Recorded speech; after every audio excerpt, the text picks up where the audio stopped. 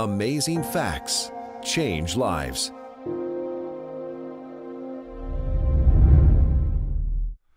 I grew up in a culture of the 60s and 70s where drug usage was becoming very popular. So I gravitated to that at a young age and started using drugs at a very early age, and my life just continued on that track. So over a 30-something year period, I served over 24 and a half years in state and federal prisons, and I was committed to living that lifestyle of selling drugs, gangs. I got involved with a worldwide international one percenter motorcycle club, which was the Outlaws Motorcycle Club based in Detroit. I was a member of that club for over 10 years. The Outlaws Motorcycle Club is a one percenter club.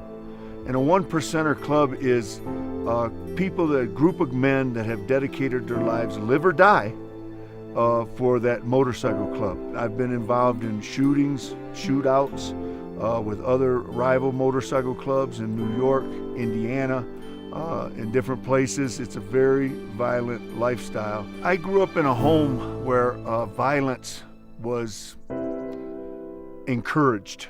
Violence was encouraged to defend ourselves, and it brought us to a point of being very aggressive. So once I went to prison at 17 years old, it was an environment that actually I kind of fit right in. It was never a matter of how much time I had to spend in prison. My mindset and my psyche was so distorted and twisted. I looked at life of how long I could stay on the streets. I didn't look at life as how long I'd be in prison. I knew I was going to prison. I wasn't completely naive to that fact. I knew living that lifestyle, it was either going to wind up in prison or the cemetery, point blank. I didn't have a problem with it. I felt very comfortable in prison, and I did well in prison. While I was in the federal system, after 9/11 happened in 2001, I really got curious to why somebody would claim to commit these acts of violence and attribute it to a God.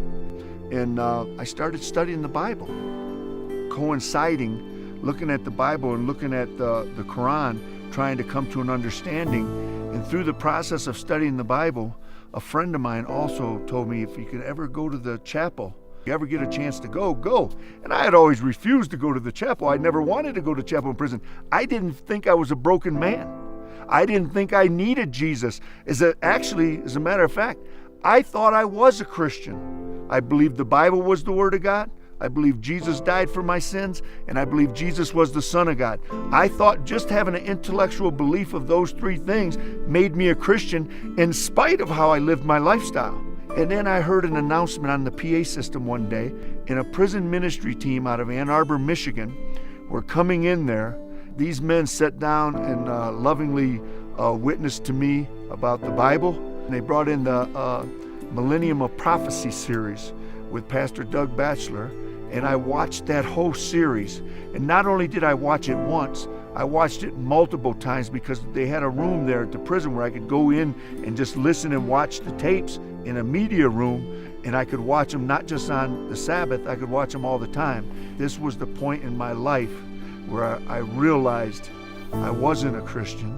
I wasn't living a Christian lifestyle. I had a historical belief that Jesus Christ existed, but I didn't have faith in Jesus Christ. And the minute I accepted this, there was the starting point. That was the catalyst of my life, and how I seen things in life begin to change. I became so excited about what I was learning from the Bible that naturally I wanted to share it with other inmates.